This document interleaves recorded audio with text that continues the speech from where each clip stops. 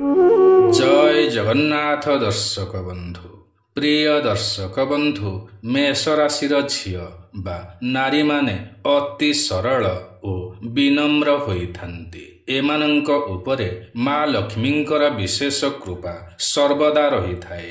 एमाने संपर्क क्षेत्र रे बहुत सच्चोट होइथांती। निजर स्वामी को एमाने बहुत भल पाइथांती। मेष राशिर झियो माने अति सहजरे ओ अति गुरुतर भावरे प्रेमरे पड़ी जाती। एमाने सेतेटा रोमांटिक नहेले मध्य अति भावुक होइथांती। अति दयालु ओ उदार स्वभावर होइथांती। अन्य मानंकु साहाय्य ओ सहयोग करिबाकु केबे भी पछांती नाही। एमाने निजर संपर्क को अति हृदयर सहकारे पालन करिथांती। मेष राशिर नारी माने स्वतंत्र रचनात्मक आत्मविश्वासी साहसी ओ सरल होइथांती। एमाने सर्वदा सत्यनिष्ठ ओ विश्वास योग्य पुरुषंक प्रति आकृष्ट होइथांती। एमाने आकर्षक निर्भीक ओ चंचल स्वभावर होइथांती। एहा सहित एमानंकर जीवन रे आसुथिबा संघर्ष को एमाने सामना करिथांती। किंतु काहारी को निज आगकू जीवाकू दियंती नाही। मेष राशिर नारी मानंकर जीवन रे मंगल ग्रहंकर प्रभाव सारा जीवन रही थाए। एणु एमाने कौनसी भी परिस्थितिर सामना करि पारंती। एमाने अनुशासित कठोर ओ शक्त होइथांती एवं अति आकर्षक होइथांती। मेष राशिर नारी माने अग्नि तत्वर होइथांती एवं एही राशिर अधिपति ग्रह हेउछंती मंगल ग्रह। एथिपाई मंगल ग्रहंकर खास प्रभाव एमानंक पाखरे देखिबाकू मिलिथाए। एथिपाई एमाने अधिकतर ऊर्जावान होइथांती। एमानंकर ठाणी चाली कथा कहिबार शैली अति आकर्षक होइथाए। एही राशिर चतुर्थ घरर अधिपति ग्रह हेउछंती चंद्र ग्रह। एथिपाई एमानंकर हृदय बहुत निर्मल होइथाए। एमाने सठिक नड़िया परि होइथांती। उपरु कठोर ओ भितरु अति नरम होइथांती। सेवा भावर होइथांती। साहाय्यकारिणी होइथांती। अन्य मानंकर दुख देखि सही पारंती नाही। एमाने भल माटीए होई पारंती। भल भौणीटीए होई पारंती एवं भल स्त्रीटीए मध्य होई पारंती। समस्त कार्य एमाने आगुआ होइथांती। भल लीडरशिप करि पारंती बा भल नेतृत्व नहीं पारंती। एमानंकर चेहरा लालिमा युक्त होइथाए बा एमाने अति सुंदर होइथांती। एमानंकर शारीरिक गठन मध्य अति सुंदर होइथाए। चेहरारे एमानंकर आकर्षण भरी रही थाए।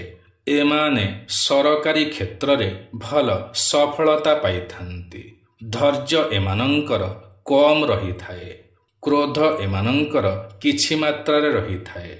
एहाकू जदि एमाने दूरेई पारंती तो जीवन रे एमाने बहुत आगकू बढ़ी पारंती। मेष राशिर झियो माने बा नारी माने बहुत सुंदर होइथांती। बहुत आकर्षक होइथांती। एमानंकर आखि दुईटी छोट छोट ओ गोल गोल होइथाए। काहारी काहारी माछ आखि परि होइथाए। एमानंकर आखिरे एक विशेष प्रकारर उज्जवल भरी रही थाए जहाँकि अन्य मानंकु आकर्षित करि थाए। एमानंकर शारीरिक गठन जेतिकी सुंदर होई थाए एमानंकर व्यवहार मध्य सेतिकी सुंदर होई थाए। एमाने बहुत लज्जाशील मध्य होई थांती।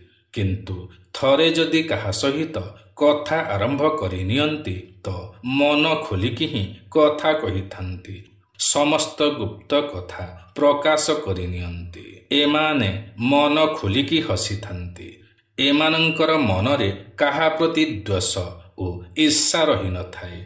एथिपाई एमाने जहा भी कहि थांती मुहरे ही कहि थांती जहा कि एमानंक पई क्षतिकारक होई थाए। ଶରୀରରେ ଏମାନଙ୍କର କୌଣସି ନା କୌଣସି ସ୍ଥାନରେ କ୍ଷତ ଚିହ୍ନ ରହିଥାଏ ଅବା ତିଳ ଚିହ୍ନ ରହିଥାଏ। ମେଷ ରାଶିର ନାରୀମାନଙ୍କର ଧନର ଅଭାବ ରହିନଥାଏ। ଏଣୁ ରହିବା ଖାଇବା ପିଲାଦିନରୁ ବହୁତ ଭଲ ହିଁ ହୋଇଥାଏ। କିନ୍ତୁ ଏମାନେ ଏକଜିଦିଆ ହୋଇଥାନ୍ତି ଏବଂ ବହୁତ ଗେଲବସରର ହୋଇଥାନ୍ତି। କିନ୍ତୁ ପରିବାରକୁ ବହୁତ ଭଲ ପାଇଥାନ୍ତି। ଏଥିପାଇଁ ପରିବାରର ସମସ୍ତ ବ୍ୟକ୍ତିମାନେ ଏମାନଙ୍କର ଭଲ ଯତ୍ନ ମଧ୍ୟ ନେଇଥାନ୍ତି। ଏମାନେ ପରିବାରର ଭଲ ସେବା ମଧ୍ୟ କରିଥାନ୍ତି। ନିଜ ମାଙ୍କର ସ୍ନେହ ଅଧିକ ପାଇଥାନ୍ତି। ପିତା ଦାଦା ବଡ଼ ବାପାଙ୍କର ମଧ୍ୟ ସ୍ନେହ ଶ୍ରଦ୍ଧା ପାଇଥାନ୍ତି। ଏଣୁ ଅଧିକ ସ୍ନେହ ଆଦର ପାଇବା କାରଣରୁ ଏମାନେ ଏକଜିଦିଆ ହୋଇଯାଆନ୍ତି। ତଥାପି ମଧ୍ୟ ଏମାନେ କାହାରିକୁ କଠୋର କଥା କୁହନ୍ତି ନାହିଁ। ଏମାନେ ଯେତିକି ଖର୍ଚ୍ଚ କରିପାରନ୍ତି ସେତିକି ମଧ୍ୟ ସଞ୍ଚୟ କରିପାରନ୍ତି। ଗହଣା ଓ ଆଭୂଷଣ ପ୍ରତି ଏମାନଙ୍କର ଆକର୍ଷଣ ସର୍ବଦା ରହିଥାଏ। ଭଲ ପିନ୍ଧିବା ଭଲରେ ରହିବା ଭଲ ଖାଇବା ଏହା ସବୁ ଏମାନଙ୍କୁ ମିଳି ହିଁ ଥାଏ। ଏମାନଙ୍କର ଭାଇ ରହିଥାନ୍ତି ଓ ଏମାନେ ଭାଇଙ୍କ ସହିତ ବରାବର କାର୍ଯ୍ୟ ମଧ୍ୟ କରିଥାନ୍ତି। ଭଲ ଖେଳ ମଧ୍ୟ ଖେଳିପାରନ୍ତି। ଭଲ ଅନୁସନ୍ଧାନ ମଧ୍ୟ କରିପାରନ୍ତି ବା ରିସର୍ଚ୍ଚରେ ଏମାନେ ସଫଳତା ମଧ୍ୟ ପାଇଥାନ୍ତି। ମାତାଙ୍କର ଅଧିକ ସ୍ନେହ ପାଇଥାନ୍ତି। ମାତାଙ୍କର ଗେହ୍ଲା ହୋଇଥାନ୍ତି। ଏଣୁ ଏମାନଙ୍କର ମା ଏମାନଙ୍କର ଅଧିକ ଧ୍ୟାନ ରଖିଥାନ୍ତି। ଅଧିକ ଯତ୍ନ ନେଇଥାନ୍ତି। ଏମାନଙ୍କର ମା ଏମାନଙ୍କୁ ଆଖି ଆଢ଼ୁଆଳରେ ରଖିଥାନ୍ତି ବା ନଜର ରଖିଥାନ୍ତି। ସତର୍କ ରହିଥାନ୍ତି। ନିଜ ମାଙ୍କୁ ଏମାନେ ସମସ୍ତ ପ୍ରକାରର ସହଯୋଗ କରିଥାନ୍ତି। ବେଳେବେଳେ ଏମାନେ ଘରର ସମସ୍ତ କାର୍ଯ୍ୟ ଏକୁଟିଆ କରିଥାନ୍ତି। ଏମାନେ ଭଲ ପାଠ ପଢ଼ିଥାନ୍ତି। ପାଠ ପଢ଼ାରେ ସତର୍କ ରହିଥାନ୍ତି। ଏକାଗ୍ରଚିତ୍ତ ହୋଇଥାନ୍ତି ଓ ଭଲ ପାଠ ମଧ୍ୟ ପଢ଼ିଥାନ୍ତି ଏବଂ ଶିକ୍ଷା କ୍ଷେତ୍ରରେ ସଫଳ ମଧ୍ୟ ହୋଇଥାନ୍ତି। ଏମାନଙ୍କର ସାଙ୍ଗସାଥି ଅଧିକ ହୋଇଥାନ୍ତି। କିନ୍ତୁ ଏମାନେ ପରିବାରର ମାନ ସମ୍ମାନ ଇଜ୍ଜତର ମଧ୍ୟ ଧ୍ୟାନ ରଖିଥାନ୍ତି। ଏପରି କୌଣସି କାର୍ଯ୍ୟ କରିବାକୁ ଏମାନେ ପସନ୍ଦ କରନ୍ତି ନାହିଁ ଯାହାଦ୍ୱାରା କି ଏମାନଙ୍କର ପରିବାରର ମାନ ସମ୍ମାନ ଓ ଇଜ୍ଜତ ତଳେ ପଡ଼ିଯିବ। ଏମାନଙ୍କର ଶରୀର ହୃଷ୍ଟପୃଷ୍ଟ ହୋଇଥାଏ। କୌଣସି ଗଭୀର ରୋଗ ଏମାନଙ୍କର ହୋଇନଥାଏ। ଯୁବତୀ ଅବସ୍ଥା ପର୍ଯ୍ୟନ୍ତ ସୁସ୍ଥ ରହିଥାନ୍ତି। ଏହାପରେ ଧୀରେ ଧୀରେ ଅଳସୁଆ ହୋଇଯାଆନ୍ତି, ମୋଟା ହୋଇଯାଆନ୍ତି ଓ ଧୀରେ ଧୀରେ କିଛି ନା କିଛି ରୋଗ ଆରମ୍ଭ ହୋଇଥାଏ। କିନ୍ତୁ ସତର୍କ ରହିଲେ କୌଣସି ରୋଗ ଏତେ ଶୀଘ୍ର ଆସିନଥାଏ। ଏମାନଙ୍କର ନିଜର କିଛି ମିତ୍ର ଏମାନଙ୍କର ଶତ୍ରୁ ହୋଇଥାନ୍ତି। ଏମାନଙ୍କର ସମସ୍ତ ଗୁପ୍ତ କଥାକୁ ବାହାରେ ପ୍ରକାଶ କରିଦିଅନ୍ତି ଏବଂ ଏମାନଙ୍କୁ ଚିନ୍ତାରେ ପକାଇ ଦିଅନ୍ତି। କିନ୍ତୁ ଏମାନେ ଖୋଲା ହୃଦୟର ହୋଇଥିବା କାରଣରୁ ଏମାନଙ୍କର କେହି ବି କିଛି କ୍ଷତି କରିପାରନ୍ତି ନାହିଁ। କିନ୍ତୁ ଏମାନେ ସାଙ୍ଗମାନଙ୍କୁ ନିଜର ଗୁପ୍ତ କଥା ଖୋଲିକି ହିଁ କହିଦେଇଥାନ୍ତି। ଅନ୍ୟମାନଙ୍କର ଗୁପ୍ତ କଥାକୁ ଜାଣିଥିଲେ ମଧ୍ୟ ଏମାନେ ତାହାକୁ ପ୍ରକାଶ କରନ୍ତି ନାହିଁ ବା କାହାରି ଖରାପ ଚିନ୍ତା କରନ୍ତି ନାହିଁ। କିନ୍ତୁ ଏମାନଙ୍କର ଖରାପ ଚିନ୍ତା ଅନ୍ୟମାନେ ନିଶ୍ଚୟ କରିଥାନ୍ତି। ଏମାନେ ଯାହାକୁ ସାହାଯ୍ୟ କରିଥାନ୍ତି ସେହି ହିଁ ଭବିଷ୍ୟତରେ ଏମାନଙ୍କର ଶତ୍ରୁ ପାଲଟି ଯାଇଥାନ୍ତି। ଏମାନେ ଶାରୀରିକ ଭାବରେ ମାନସିକ ଭାବରେ ଓ ଆର୍ଥିକ ଭାବରେ ସାହାଯ୍ୟ ଓ ସହଯୋଗ କରିଥାନ୍ତି। କିନ୍ତୁ ଏମାନଙ୍କର ସାହାଯ୍ୟ ସହଯୋଗକୁ ଗୋଟିଏ ମୁହୂର୍ତ୍ତରେ ସେମାନେ ଭୁଲି ଯାଇଥାନ୍ତି ଓ ଶତ୍ରୁ ପାଲଟି ଯାଇଥାନ୍ତି। ତଥାପି ମଧ୍ୟ ଏମାନେ ସାହାଯ୍ୟ ଓ ସହଯୋଗ କରିବା ଗୁଣକୁ ଛାଡ଼ିପାରନ୍ତି ନାହିଁ ଏବଂ ଲୋକମାନଙ୍କୁ ସାହାଯ୍ୟ ଓ ସହଯୋଗ କରିଥାନ୍ତି। ଏମାନଙ୍କର ବିବାହ ଉଚିତ ସମୟ ମଧ୍ୟରେ ହୋଇଯାଇଥାଏ, ଅର୍ଥାତ୍ 21ରୁ 24-25 ବର୍ଷ ଭିତରେ ହୋଇଯାଇଥାଏ ଏବଂ ଭଲରେ ବିବାହ ହୋଇଥାଏ। ଗରିବ ଘରେ ବିବାହ କଲେ ମଧ୍ୟ ଏମାନେ ନିଜ ସ୍ୱାମୀଙ୍କୁ ସମ୍ମାନ ଦେଇଥାନ୍ତି। ଧନୀ ଘରେ ବିବାହ କଲେ ମଧ୍ୟ ସମ୍ମାନ ଦେଇଥାନ୍ତି, କିନ୍ତୁ ଏକଜିଦିଆ ହୋଇଥାନ୍ତି। ନିଜ ସ୍ୱାମୀଙ୍କୁ ଏମାନେ ଏତେ ଭଲ ପାଆନ୍ତି କି ଏମାନଙ୍କର ସ୍ୱାମୀ ବାଧ୍ୟ ହୁଅନ୍ତି ଏମାନଙ୍କର ସମସ୍ତ ଜିଦ୍ଦି ପୂରଣ କରିବା ପାଇଁ। ଏମାନେ ବଡ଼ ସୌଭାଗ୍ୟବତୀ ହୋଇଥାନ୍ତି ବା ଭାଗ୍ୟଶାଳୀ ହୋଇଥାନ୍ତି। ସ୍ୱାମୀ ସ୍ତ୍ରୀଙ୍କ ମଧ୍ୟରେ ଝଗଡ଼ା ଲାଗି ରହିଥିଲେ ମଧ୍ୟ ଏମାନେ ନିଜ ସ୍ୱାମୀଙ୍କର ଭଲରେ ଯତ୍ନ ନେଇଥାନ୍ତି, ସେବା କରିଥାନ୍ତି। ଏଥିପାଇଁ ଏମାନେ ସୁଖୀ ହୋଇଥାନ୍ତି ଏବଂ ଏମାନଙ୍କର ସ୍ୱାମୀ ଭୁଲ ରାସ୍ତାକୁ ଯାଇପାରନ୍ତି ନାହିଁ। ପରସ୍ପର ମଧ୍ୟରେ ରାଗରୁଷା ରହିଥିଲେ ମଧ୍ୟ ସୁଖୀ ଦାମ୍ପତ୍ୟ ଜୀବନ ଅତିବାହିତ କରିଥାନ୍ତି। ମେଷ ରାଶିର ନାରୀମାନେ ଭଗବାନଙ୍କର ଭକ୍ତ ହୋଇଥାନ୍ତି। ଭଗବାନଙ୍କର ପୂଜା ଭଲରେ କରିଥାନ୍ତି, ଭକ୍ତି କରିଥାନ୍ତି ଏବଂ ଏହାର ଶୁଭଫଳ ନିଶ୍ଚୟ ପାଇଥାନ୍ତି। ଏମାନେ ଯାନବାହନର ସୌକିନି ହୋଇନଥିଲେ ମଧ୍ୟ ଗାଡ଼ି ଚଳାଇଥାନ୍ତି ଓ ଅତି ସତର୍କତାର ସହକାରେ ଗାଡ଼ି ଚଳାଇଥାନ୍ତି ଏବଂ ଅନ୍ୟମାନଙ୍କୁ ସାଙ୍ଗସାଥୀମାନଙ୍କୁ ସତର୍କ କରାଇଥାନ୍ତି କି ଗାଡ଼ି ଧୀରେ ଚଲାଅ, ଆରାମରେ ଚଲାଅ। ଜୀବନରେ କୌଣସି ବଡ଼ ଦୁର୍ଘଟଣା ଏମାନଙ୍କର ଘଟିନଥାଏ, କିନ୍ତୁ ଛୋଟ ମୋଟ ଦୁର୍ଘଟଣା ଦେଖିବାକୁ ମିଳିଥାଏ। ଏମାନେ ପିଲାଦିନରୁ ମାତା ପିତାଙ୍କର ସଂସ୍କାର ଆଣିଥାନ୍ତି, ଏଣୁ ଏମାନେ ବଡ଼ ଧାର୍ମିକ ହୋଇଥାନ୍ତି।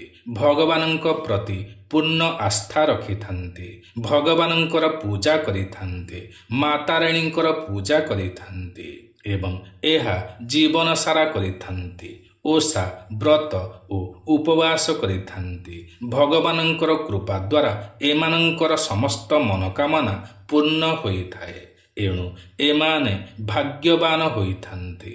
ଏମାନଙ୍କର କନ୍ୟା ସନ୍ତାନ ଅଧିକ ଥିଲେ ମଧ୍ୟ ପୁତ୍ର ସନ୍ତାନ ନିଶ୍ଚୟ ହୋଇଥାନ୍ତି। ଭଲ ପରିବାର ପାଇଥାନ୍ତି, ସ୍ୱାମୀଙ୍କର ଆଜ୍ଞାକାରୀ ହୋଇଥାନ୍ତି, ପତିପରାୟଣା ହୋଇଥାନ୍ତି। ଏମାନେ ଘରେ ଖାଲିଟାରେ ବସିବାକୁ ପସନ୍ଦ କରନ୍ତି ନାହିଁ, କିଛି ନା କିଛି କାର୍ଯ୍ୟ କରିବାକୁ ଭଲ ପାଇଥାନ୍ତି। 35ରୁ 40 ବର୍ଷ ପରେ ଏମାନେ ମୋଟା ହୋଇଯାଆନ୍ତି ଓ ଆଳସ୍ୟ ଆସିଥାଏ। ସାମାନ୍ୟ ଆରାମ କରିବାକୁ ପସନ୍ଦ କରିଥାନ୍ତି, କିନ୍ତୁ ଯୁବତୀ ଅବସ୍ଥାରେ ଏମାନେ କେବେ ବି ଅଳସୁଆ ହୁଅନ୍ତି ନାହିଁ। ଭଲ ଚାକିରି କରିଥାନ୍ତି, ସମୟାନୁବର୍ତ୍ତିତ ହୋଇଥାନ୍ତି ବା ପଞ୍ଚୁଆଲିଟି ହୋଇଥାନ୍ତି। ଉଚିତ ସମୟରେ ଏମାନଙ୍କୁ ପଦୋନ୍ନତି ମିଳିଥାଏ ବା ଏମାନଙ୍କୁ ପ୍ରମୋଶନ ମିଳିଥାଏ। ମାନ ସମ୍ମାନ ପାଇଥାନ୍ତି। ଲୋକମାନେ ଏମାନଙ୍କର କଥା ମାନିଥାନ୍ତି।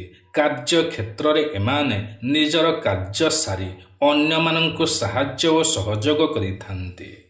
ସମସ୍ତ କ୍ଷେତ୍ରରେ ସଫଳ ହୋଇଥାନ୍ତି, ଉଚ୍ଚ ପଦବୀ ପାଇଥାନ୍ତି, ଭଲ ରାଜନୀତି ମଧ୍ୟ କରିପାରନ୍ତି, ସମାଜ ପାଇଁ ବହୁତ କିଛି କରିଥାନ୍ତି।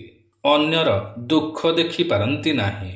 ନିଜର ଶାଶୁ ଶ୍ୱଶୁରଙ୍କର ସେବା କରିଥାନ୍ତି, ସମ୍ମାନ କରିଥାନ୍ତି। ପ୍ରତି ବଦଳରେ ଶାଶୁ ଶ୍ୱଶୁରଙ୍କର ମଧ୍ୟ ସ୍ନେହ ପାଇଥାନ୍ତି, ଶ୍ରଦ୍ଧା ପାଇଥାନ୍ତି। ଏମାନେ ଦୂର ଯାତ୍ରା କରିବାକୁ ବହୁତ ଭଲ ପାଇଥାନ୍ତି ଓ ପରିବାରର ସମସ୍ତଙ୍କ ସହିତ ମିଳିମିଶି ଯାତ୍ରା କରିଥାନ୍ତି। ଏକୁଟିଆ ବୁଲାବୁଲି କରିବାକୁ ଭଲ ପାଆନ୍ତି ନାହିଁ। ଧାର୍ମିକ ଯାତ୍ରା ଅଧିକ କରିଥାନ୍ତି। ତେବେ ପ୍ରିୟ ଦର୍ଶକ ବନ୍ଧୁ, ଏହା ତ ଥିଲା ମେଷ ରାଶିର ଝିଅ ବା ନାରୀମାନଙ୍କର ଜୀବନ ଓ ଜୀବିକା ବିଷୟରେ। ଆଶା କରୁଛି ଆଜିର ଏହି କାର୍ଯ୍ୟକ୍ରମଟି ଆପଣମାନଙ୍କୁ ନିଶ୍ଚୟ ପସନ୍ଦ ଆସିଥିବ। ଯଦି ପସନ୍ଦ ଆସିଥାଏ ତେବେ ଗୋଟିଏ ଲାଇକ୍ ନିଶ୍ଚୟ କରିବେ ଏବଂ ଆଜିର ଏହି କାର୍ଯ୍ୟକ୍ରମଟି ଆପଣଙ୍କୁ କିପରି ଲାଗିଲା ନିଶ୍ଚୟ କମେଣ୍ଟ କରି ଜଣାଇବେ।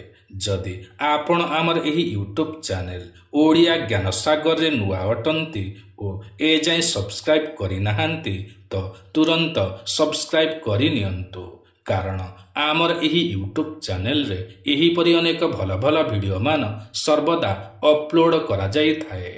ଯାହାକି ଆପଣଙ୍କର ଜ୍ଞାନର ସୀମାକୁ ବଢ଼ାଇଥାଏ। ତେବେ ଆଜି ପାଇଁ ଏତିକି। ପୁଣି ଦେଖା ହେବ ଆସନ୍ତା ନୂଆ ଏକ ଭିଡ଼ିଓରେ। ସେ ପର୍ଯ୍ୟନ୍ତ ଆମକୁ ବିଦାୟ ଦିଅନ୍ତୁ। ଜୟ ଜଗନ୍ନାଥ ଦର୍ଶକ ବନ୍ଧୁ।